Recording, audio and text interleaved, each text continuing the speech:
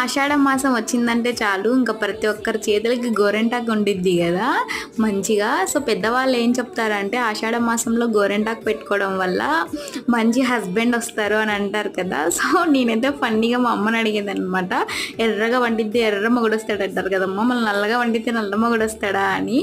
So ఇవన్నీ కాదు, ఆషాఢ మాసంలో గాలి మాసం, అలాగే అక్కడక్కడ వర్షాలు పడుతుంటాయి కాబట్టి ఆకు అనేది బాగా వచ్చిద్ది. ఇంకా మనకి అది ఒంట్లో వేడిని తగ్గిస్తుంది, అలాగే చలవ చేస్తుంది కదా గోరెంటాకు పెట్టుకోవడం వల్ల. చాలా మంచిది సైన్స్ పరంగా. సో మన పెద్దవాళ్ళు ఇలా చెప్తే మన వాళ్ళు ఇలా పుకార్లు చెప్పుకుంటారనమాట. సో ఏ మాట కామాట గోరెంటాకు పెట్టుకోవడం వల్ల చాలా బాగుంటుంది కదా చేతులు. సో నేను 20 మినిట్సే పెట్టుకున్నాను. మా పాపకు పెట్టేలోపు మా తలప్రాణం తొక్కకొచ్చింది. ఎంత ఏడ్చిందంటే అంత ఏడ్చింది, తనకు అస్సలు నచ్చలేదు. సో గోరెంటాకుతో ఒక టిప్ చెప్తాను, పట్టీల్ని ఇలా క్లీన్ చేసుకున్నామంటే చాలా తెల్లగా అవుతాయి. అంతే. Video bye bye.